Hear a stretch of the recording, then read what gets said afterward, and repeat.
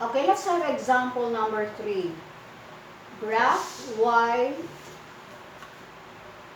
less than or equal to 2x minus 6. Step 1, use equal sign. So instead of using the inequality symbol, we will use equal sign. So y equals 2x minus 6. From here, we are going to look for the x and the y intercepts. So we let to find x, let y equals 0. So that y equals 2x minus 6, 0 equals 2x minus 6, negative 2x equals negative 6.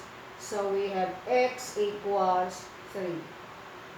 So therefore, the 1 point is 3 and 0. Let's label that as point C. Then we have find y, let x equals 0. Copy first the equation in step 1, 2x minus 6, y equals 2, 0 minus 6, y equals negative 6. So point B is 0, negative 6. Then we graph. We plot the points. We have 3, 0. 3, 1, 2, 3, 0. So this is point C. Point C, 3, 0. Then point D is 0, negative 6. Going down. 1, 2, 3, 4, 5, 6. It's here. Point D, we have 0, negative 6. Then let's connect the 2 points.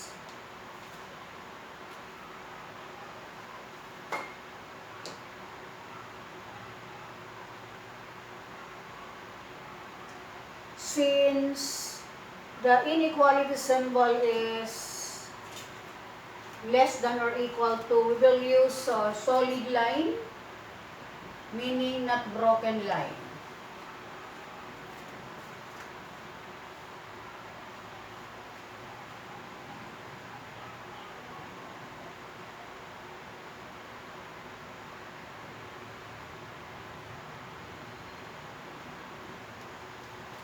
So broken line is called gas line.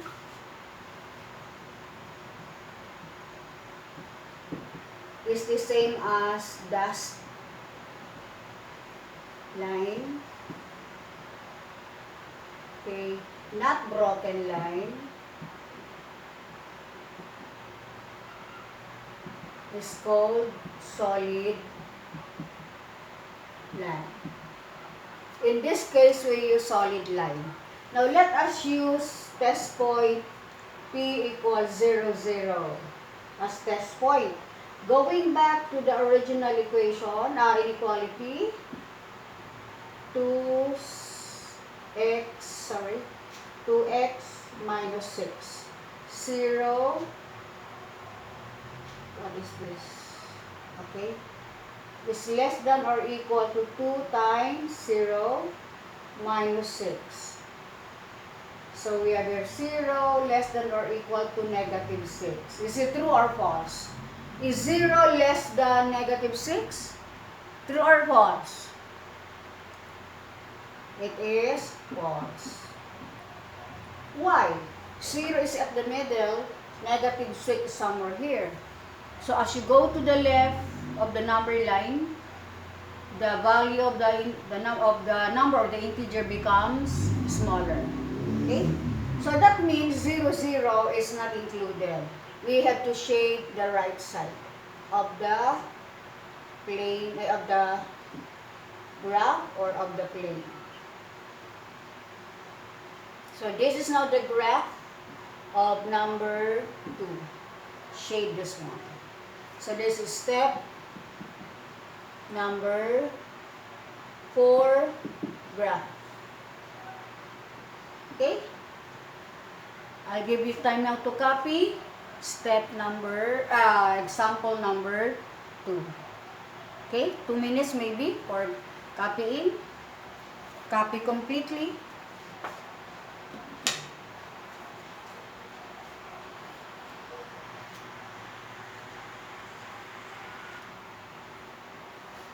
Okay, let's have now example 3, wherein x is less than negative 2. Step 1, use equal sign.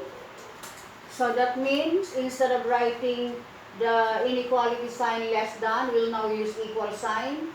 X equals negative 2.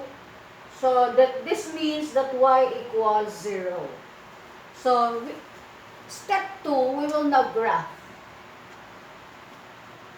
Let us look for x equals negative 2. From the origin, it is going to the left. So we have count 1, 2. So it's here. So this is the point. Then we need to draw broken line or dash line.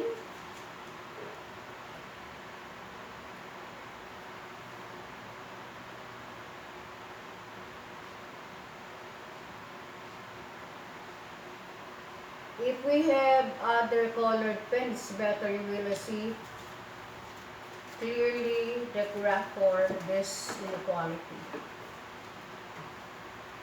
Okay. So this is the dash line. So this means y did not move. So it's here. Then let us have test point. Let's have this test 3. Step 3. For step 2, let us now have the test point. 0, 0. Okay?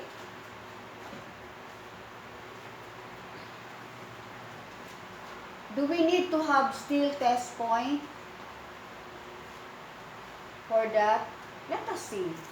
So we have x less than negative 2. 0 is less than, this means y is 0, so negative 2. Is 0 less than negative 2? False. So that means 0, 0 is not included. So where should be the shade in the graph? It should be to the left. Okay, because 0, 0 is here. So, the shaded part should be here along the left side of the line, of the dotted, broken line.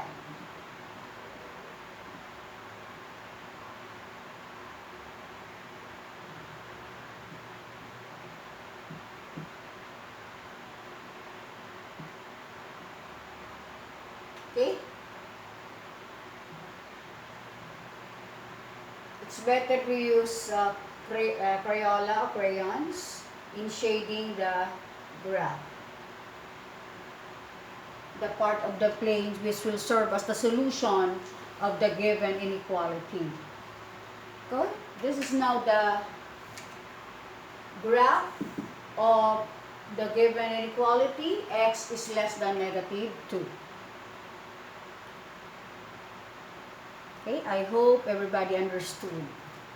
You can copy now. Sample number 3. We still have one more.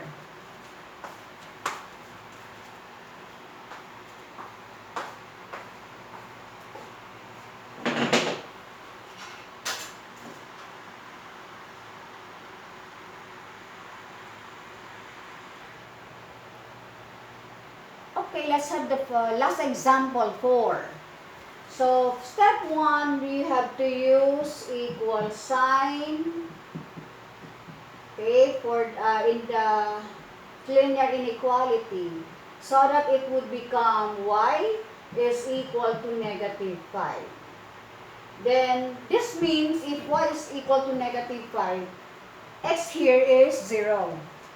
So let's have step number 2. Let us have use test point 0, 0. Can you use other test points? Yes, you can. So, if we will use test point, you have to copy the original inequality, the given inequality. And then, this is the x and the y. So, you have, for the y is 0, greater than or less than negative 5. Is it true or false? True. Okay, true. That means minus 0, 0 is part of the solution of the inequality y is greater than or equal to negative 5. So let us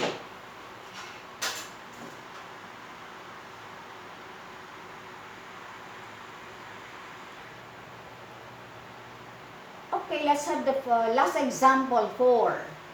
So, step 1, we have to use equal sign, okay, for in the linear inequality, so that it would become y is equal to negative 5. Then, this means if y is equal to negative 5, x here is 0. So, let's have step number 2. Let us have use test point 0, 0. Can you use other test points? Yes, you can. So, if we will use test point, you have to copy the original inequality, the given inequality. And then, this is the x and the y. So, you have, for the y is 0, greater than or less than negative 5. Is it true or false? True. Okay, true. That means minus 0, 0 is part of the solution of the inequality y is greater than or equal to negative 5. So let us